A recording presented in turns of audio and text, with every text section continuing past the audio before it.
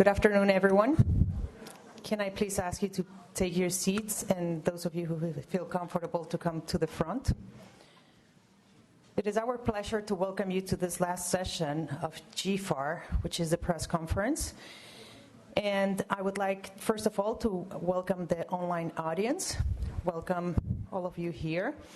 And I'm going to ask our dear panelists to please come and join me on stage. Mr. Emil van der Does de Villebois, Stolen Asset Recovery Initiative, STAR, Global Lead for Finance and Markets Integrity and Asset Recovery. Thank you, Emil. Ms. Lilian Ikenyanwu, Head of Technical Unit of Governance and Anti-Corruption Reform, Nigeria. Ms. Lilian, please.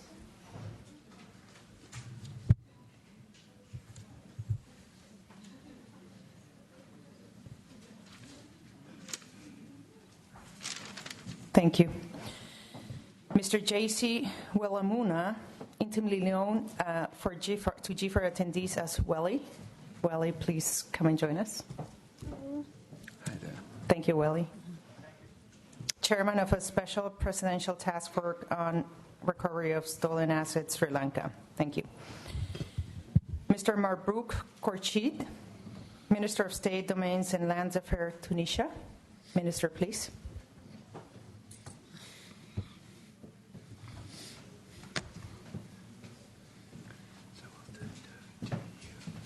Statement. Mr. Yevgeny Yenin, Deputy Prosecutor General, Ukraine. Thank you. Finally, Mr. Kendall Day, Acting Deputy Assistant Attorney General, Criminal Division, Department of Justice, United States. Thank you, Kendall. Welcome, everyone. And I'm going to ask my colleague Emil van der Does to please follow up with this session. Thank you. Thank you very much, Fernanda. It's a bit like a Wagner symphony. You always think this is the final accord, and then there's another one, and then there's another one. But this really is the last one. So, the end of GFAR.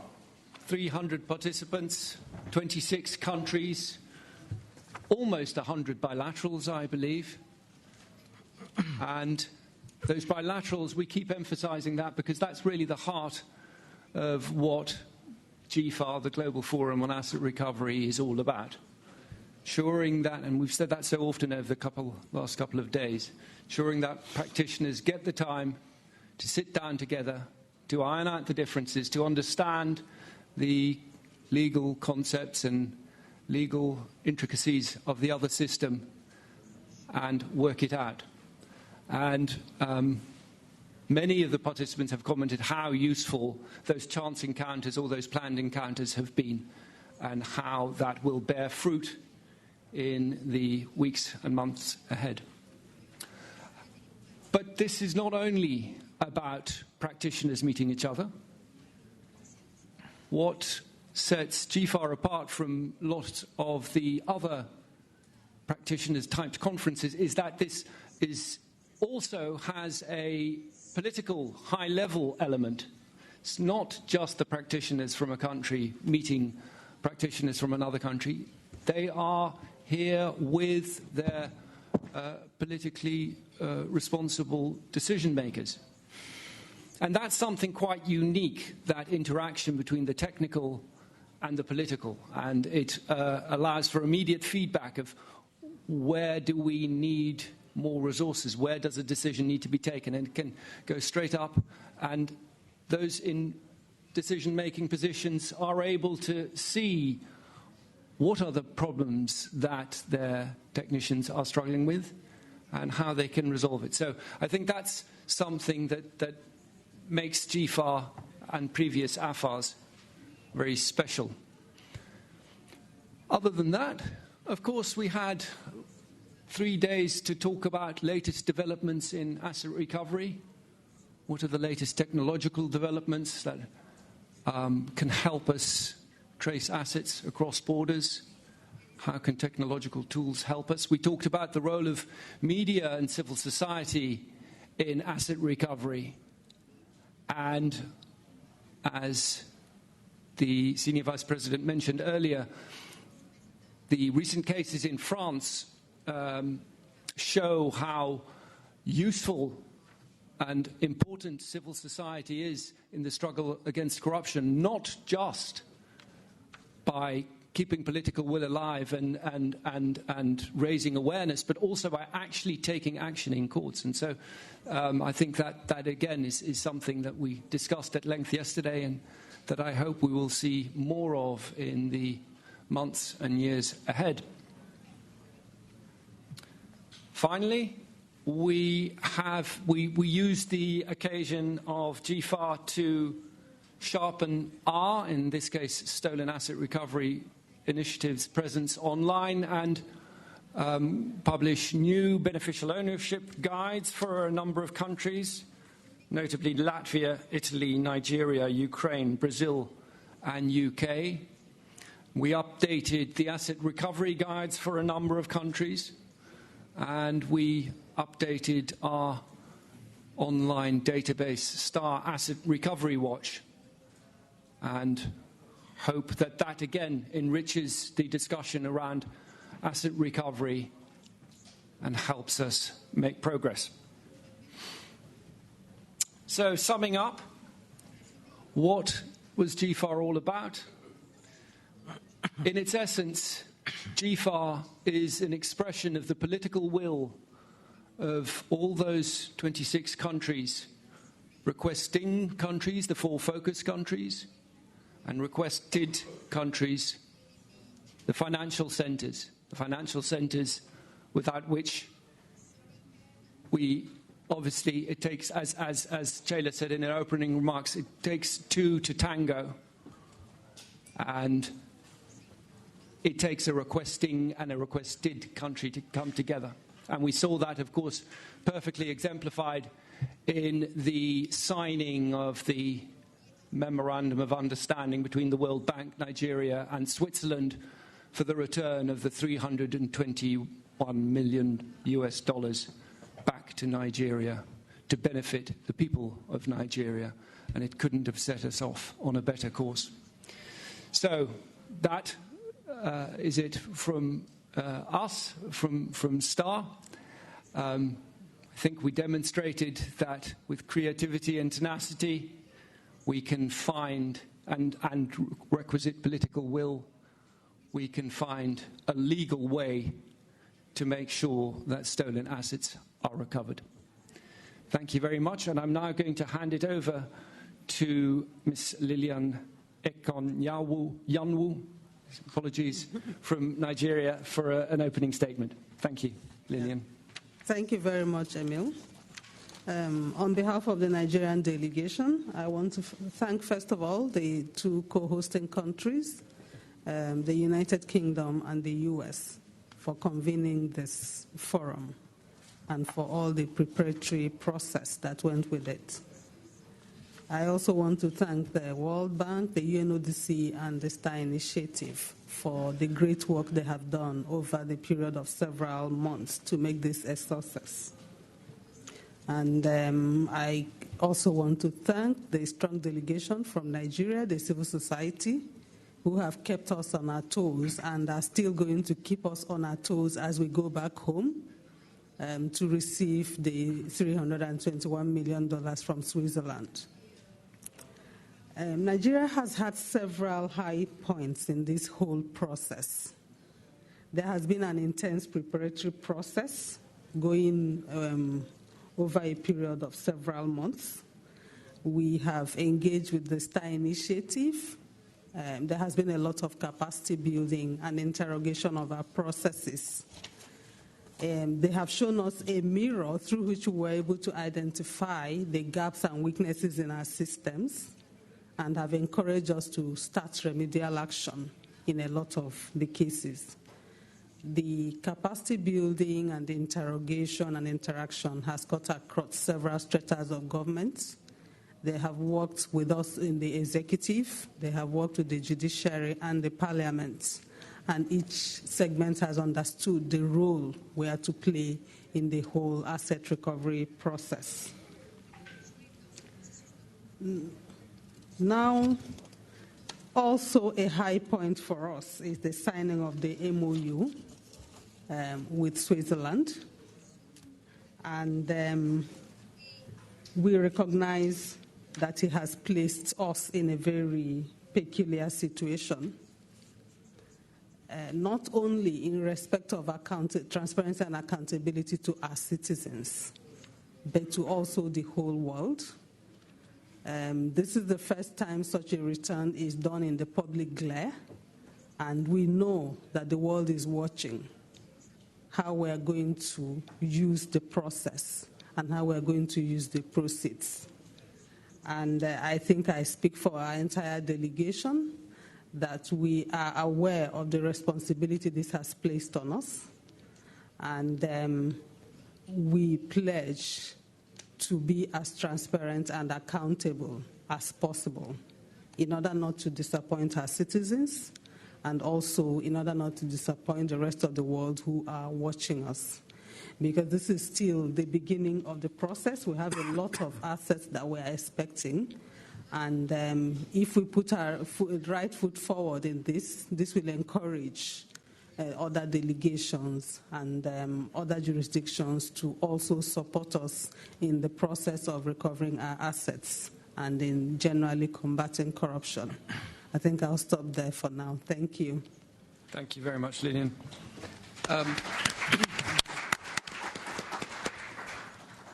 Now I call on Mr. William Munna from Sri Lanka for his opening statement. Thank you. Thank you very much. I will try to, in a few minutes, flag some of the highlights that I consider important, which the lessons learned from GFAR. In my view, GFAR is one of the most successful global experiments in mainstreaming global asset recovery efforts. And nobody knew the success till it has unfolded. And I think it has become a success with all our experience, we can say.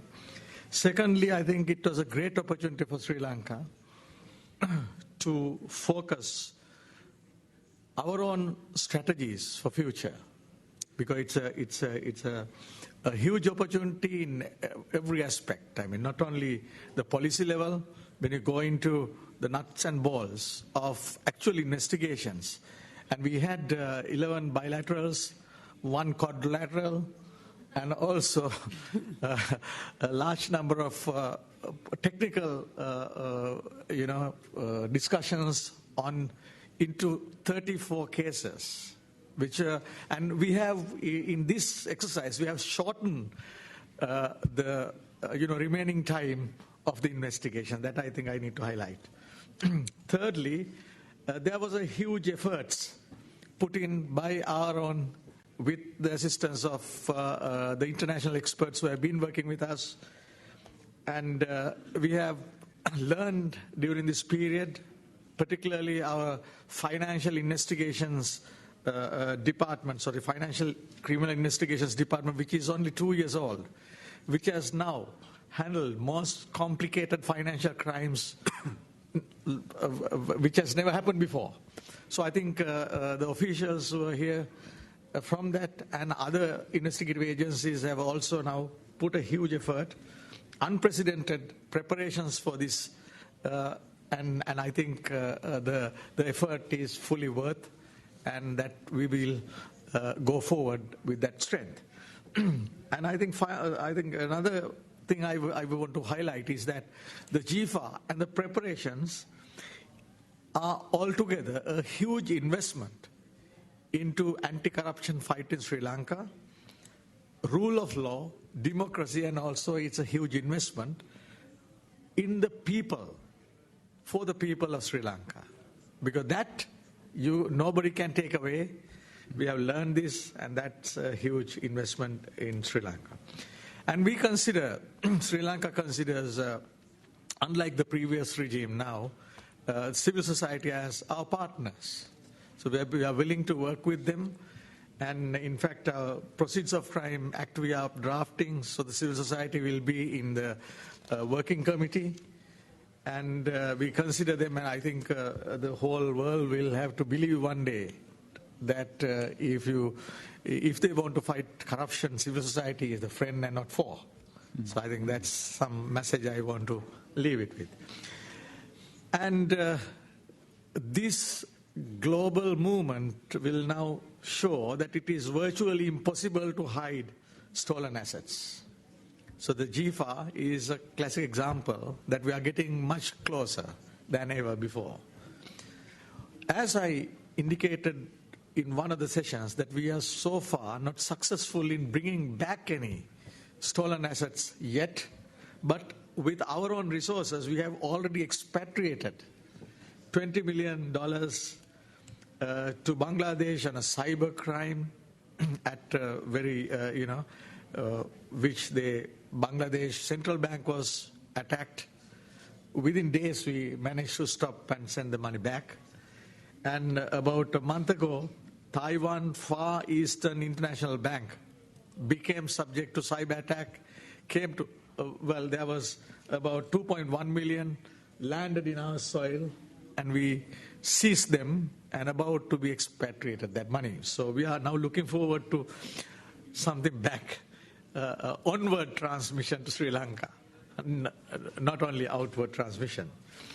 So with that, I would like to end my initial comments, looking forward to answering any question. Thank you. Thank you very much, Mr. Waliamuna.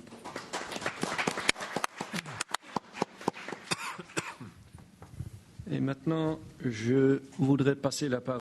Now, I would like to give the floor to Mr. Mabrouk Kochi of Tunisia. Mr. Minister, the floor is yours. شكرا لكم. Thank you. Merci beaucoup. على نهايته بعقد هذه الندوة الصحفية، وشكر هذا يعني يعود بدرجة أولى إلى النتائج العملية. To express my gratitude to all the results that were reached, especially for our delegation. We participated with all other delegations, and once again, we were able to bring hope that one can really recover assets and give them back to the people. At some time, we lost hope. Then our hopes were limited because of many procedural restrictions and complications, which made looking for stolen assets a very complicated operation and also lack of potential results.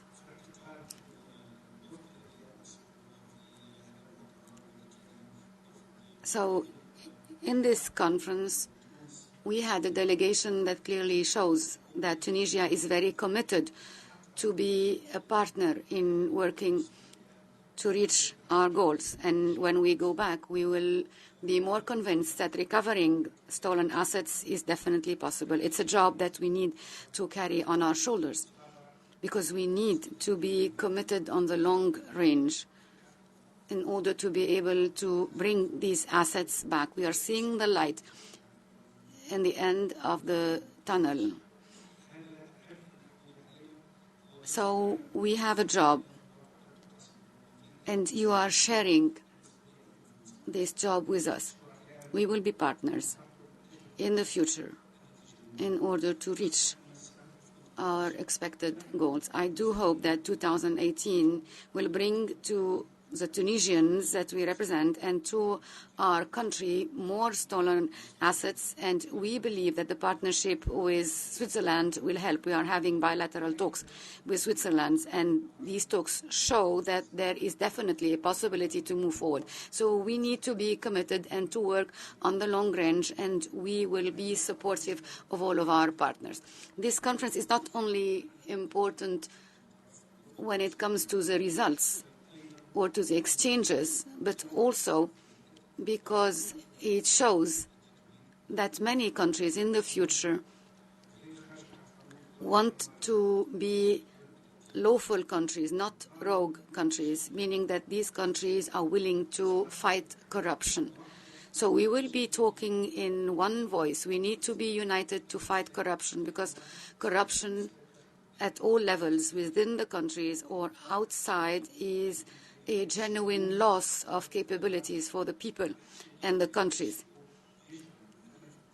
And of course, it has a huge impact on sustainable development that third world countries are seeking. So fighting corruption is of essence for sustainable development. And we hope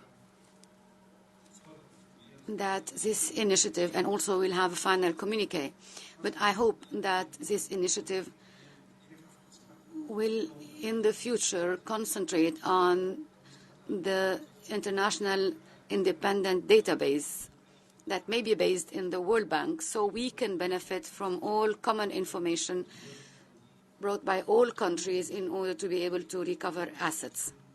This is an important part, an international independent database, which will make our job easier.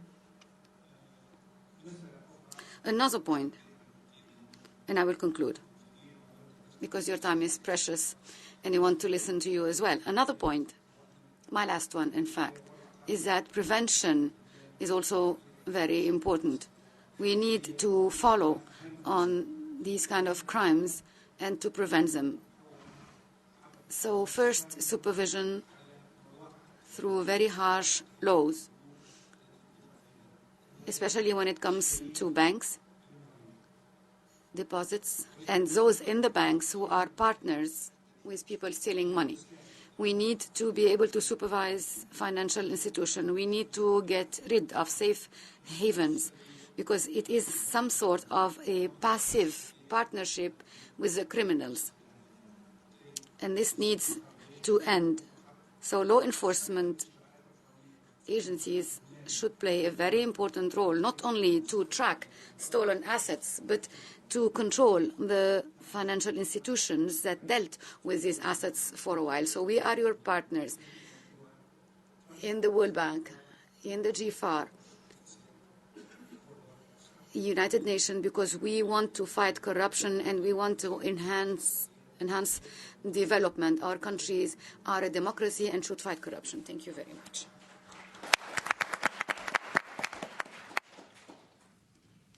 Merci bien, Monsieur le Ministre. Thank you very much, Mr. Minister. Statement? Yeah. Yes? Good. Okay.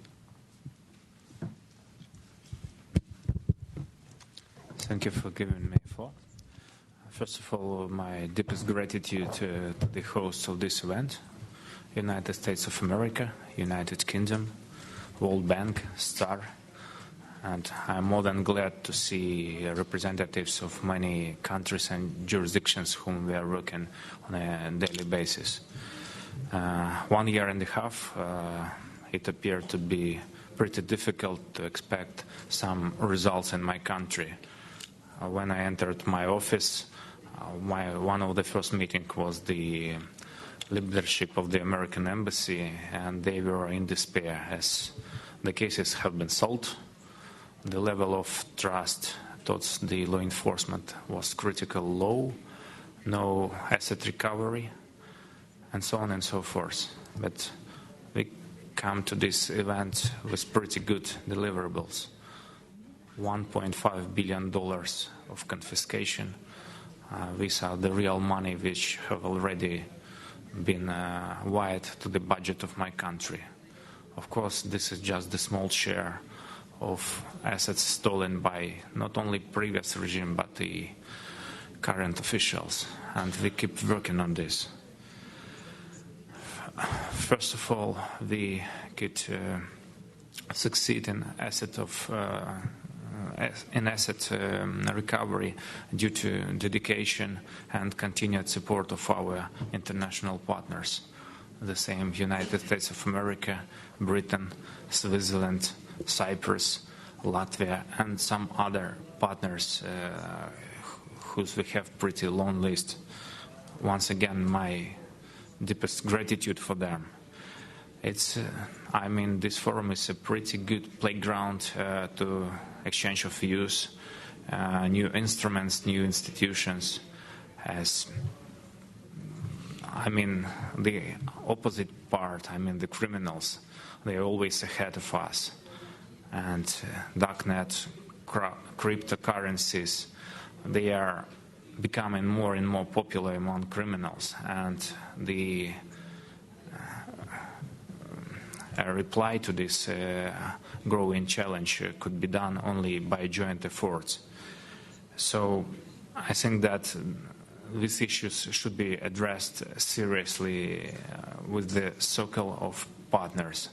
And of course, once more, thank you very much for this opportunity being here. Thank you for your dedication and continued support of the countries who suffered the most due to some crimes committed by previous political regimes. Thanks.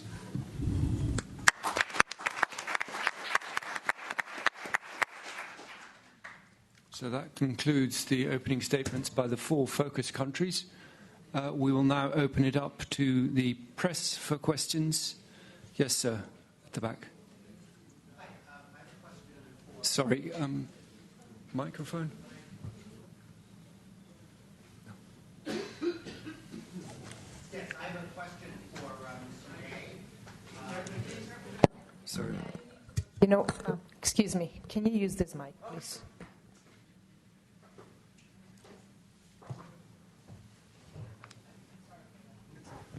I have a question for you, Mr. Day. As I'm sure you're know, there have been some fairly dramatic events in Ukraine in the last 48 hours. Basically, it looks like Mr. Sitnik, as he alluded to in his presentation, is being dismissed. There was a law passed tonight that will, in Kiev, that will allow the resumption of political control over Nabu. I'm wondering how the U.S. government feels about that, is going to handle that, especially given the fact that you've prioritized cooperation with Nabu and that the FBI has signed an MOU with them and has committed substantial resources to Nabu. What's the government's position and how will you guys respond? Thank you. Can you please identify yourself? Yes, my name's Josh Cohen. I'm writing a piece on this for Atlantic Council think tank. Thank you. So thank you for your question. Yes, we have been following events in the Ukraine. The State Department put out a statement on Monday of this week, and the Justice Department agrees with that statement. We can get you a copy of it after this if that's helpful, but that summarizes our position. Any other questions, please?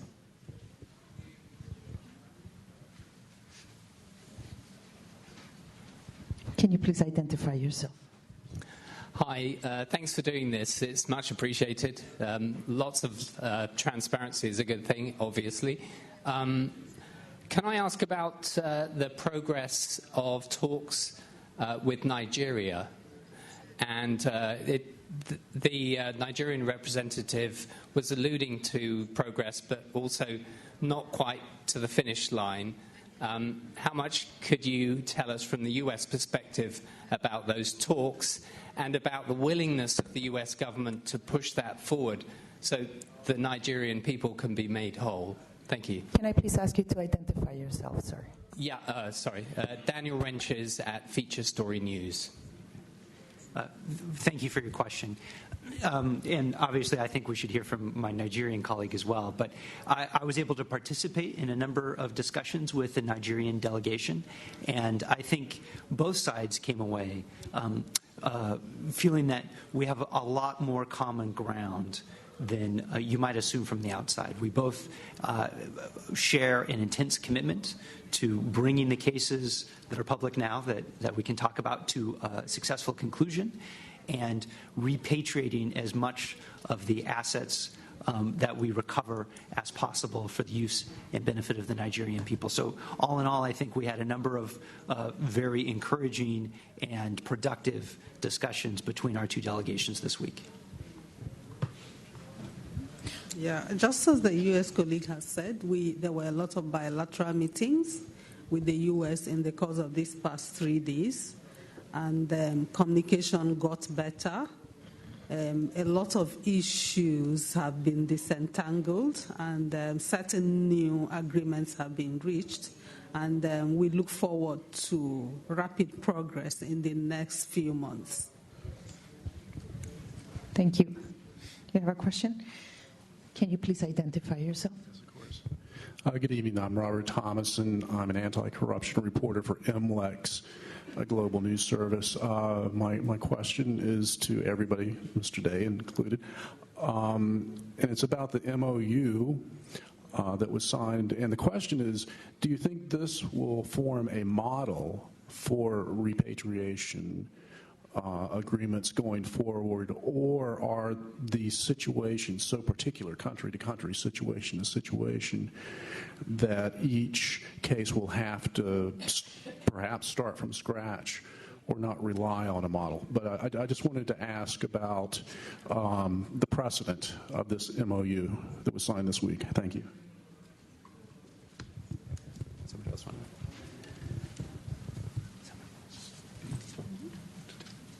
Well, okay. It's today.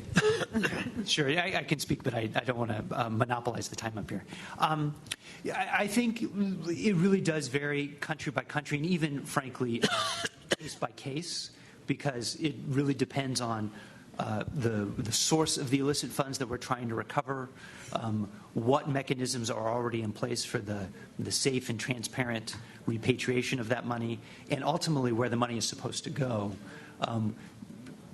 There are, I think all of us are, like I said, with our Nigerian counterparts, we share a lot of common ground here. And ultimately, where there are disagreements, they are all manageable disagreements. But at the end of the day, it is the responsibility of each country to figure out the best way to return the money, and it often turns on the specifics of a case. Yeah. I think expatriation of money is something finally between the two countries. They will have to negotiate on these terms. And from the time of return of Marcos's money, so we have seen something common. So I think I don't see this agreement as a completely new format. It's the same format that we are going to see. Now, of course, we have seen World Bank coming in as a monitoring element. So I think finally those two countries agreed. This will probably create a precedence, but this is not the beginning of that precedence. Thank you. Just to say that this is not the first time we've adopted this model, and the framework we're all working with, that's the UN Convention Against Corruption, gives room for the negotiations for each country to make specific agreements on the return of any particular asset. It's a model that I can see going forward that will be used also in the future, especially as it gives also an entry point for non-state actors who have been very forceful and helpful in this process. This also reassures them of increased transparency and accountability from both sides. Thank you. Anyone else? Okay. The floor is open for more questions. Please identify yourself. Natalie Sedlecka, Ukrainian Bureau of Radio Free Europe, Radio Liberty. I have two questions, one to Mr. Yenin and another to Mr. Day. To Mr. Yenin, I have a question. You report about $1.6 billion that was stolen by the previous president of Ukraine, Mr. Yanukovych, and you report that it was returned to Ukrainians. But we and nobody can access the decision, the court decision about this return. Because it was classified by your initiative. Could you please tell why it was classified and what do you hide there? And also a question to Mr. Day. As it was said, the Ukrainian parliament tomorrow is going to vote for the law that will easily allow to dismiss Mr. Sidnik, the head of National Anti-Corruption Bureau, who was also present here. And we have news from Kiev that they already have enough votes for this. If they will pass this law, can that influence the Ukrainian-American relations, and can that influence the help that is provided by the U.S. to Ukraine? Thank you. Thank you for your question. First of all, I'd like to stress upon that we don't hide anything, that our decision to make this criminal court decision with the verdict with confiscation order classified was dictated by the need to protect the participants of the criminal process, as I think that nobody should be explained about the level of threats confronted by the people who confessed to investigation. And it goes in line with the international practices. Once you are the part of this judicial process, you could easily get the access to the state secrecy and got informed of the substance of the criminal court verdict. The most important thing was to bring guilty people to responsibility and to repatriate the funds, stolen funds, to the people of Ukraine. The second issue was that some figurants of these criminal proceedings are still under ongoing investigations, and making some issues public could hamper our further successes. The public is so much waiting. Thank you for your question. Again, the statement put out by the State Department on Monday of this week does a good job of summarizing the Justice Department's position. I'll just mention part of it. I don't intend to read the whole thing, but we can get you the entire statement. Eliminating corruption is the key to achieving stability, security, and prosperity for all Ukrainians.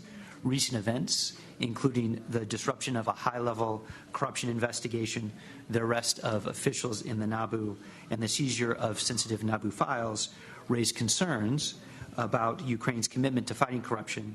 These actions appear to be part of an effort to undermine independent anti-corruption institutions that the U.S. and others have helped support. And then the statement continues. So I think that statement summarizes the Justice Department's position. Thank you. Any other questions, please?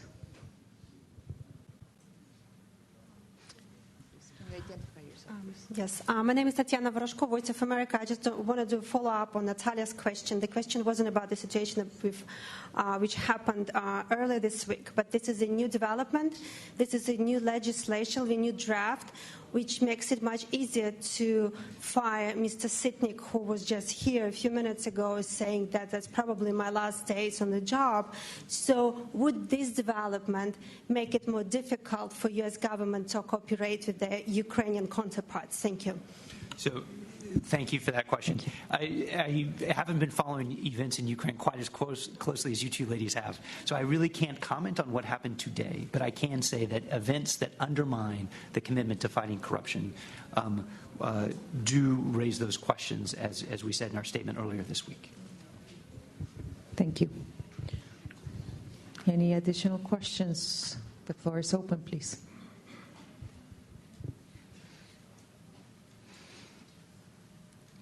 I don't think we have more questions so far, but perhaps the panelists may want to take the floor. On the previous question on the asset recovery and the return, may I also draw your attention to Article 57 of the Convention, which has virtually certain guidelines, and it includes basically the confiscated money be returned to the country, and as far as possible to find out its proper and legitimate owners or the victims. So then the countries can make arrangements, to have special arrangements to see how the victims can be compensated, etc., etc. And those are basically already written in, and we have seen in this agreement and also previous agreements as well. Thank you. Thank you. Last call for questions. Anyone? Emil, I think we're good to close the session. No more questions on the floor. Okay, let me thank the panelists. Thank you all for staying here till almost 6 o'clock. Wishing you all very well for the rest of the day. weekend. Thank you.